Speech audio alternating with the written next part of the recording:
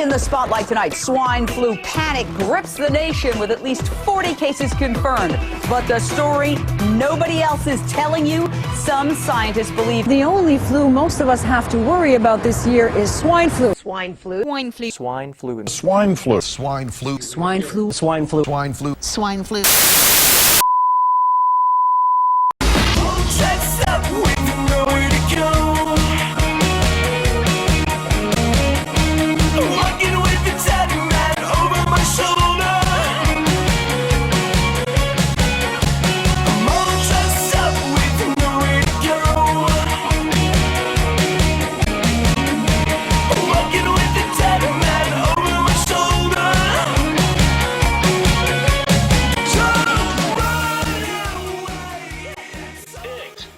From eating pork.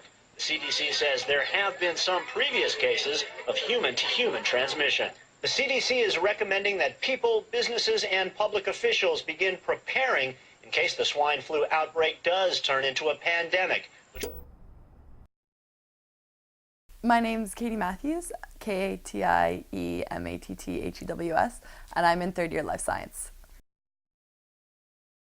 Yes, I am afraid of getting H1N1. It's been a pretty serious issue lately in the media, and certainly I know here at Queen's with all the students, and we live in such close proximity I live with 6 other girls, and I play volleyball on the team, so that's 17 other girls I'm with on a daily basis. And especially with volleyball, a huge one that athletics pressed with us was not sharing water bottles. Because that's something we don't even think about. If you didn't bring your water bottle to practice, that's not a problem. One of the girls has got one, you just take a drink out of hers. But that's a serious faux pas now with the swine now. So we live in a little bit of a bubble in Queens, and we don't really hear about it, the outside world too much. But everything that leaks in is a big deal. And I think that it's just not doing. I guess it's not doing what it's supposed to do. It's supposed to alert the population of the dangers of H1N1, but in the end, I think it's just creating widespread panic. It has affected me in just little day-to-day things, as you said, washing hands and using Purell.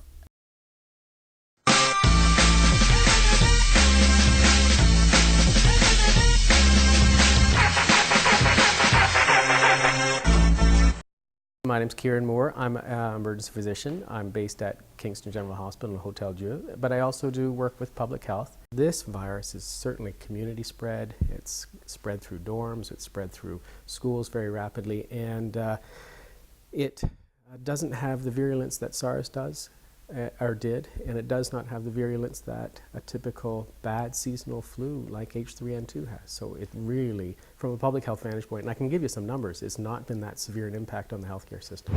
A typical influenza season in Ontario alone would cause 300 deaths, and that's typically in the elderly or the very young. This particular bug has killed less than 100 across Canada. So there's been a lot of hype, there's been a lot of concern. If you don't have a good risk communication strategy, things will get blown out of proportion by Wolf Blitzer in the Situation Room. And he'll just say, we're now in a state of emergency, and they'll run on that for the next 7 days because it's a good news story.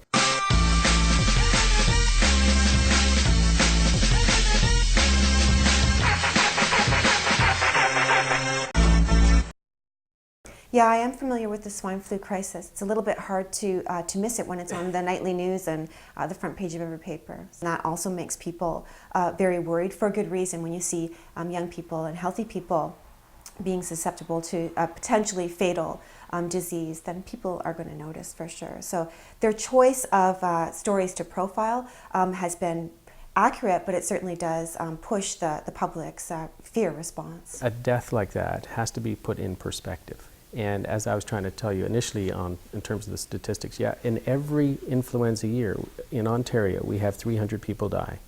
And of those 300, a handful are going to be young, and of the young, they're going to be healthy. News reporters know what sells, and they're going to go with that if they want to keep their audience. Swine flu. Swine flu. Swine flu. Swine flu. I found my thrill on Blueberry Hill, on Blueberry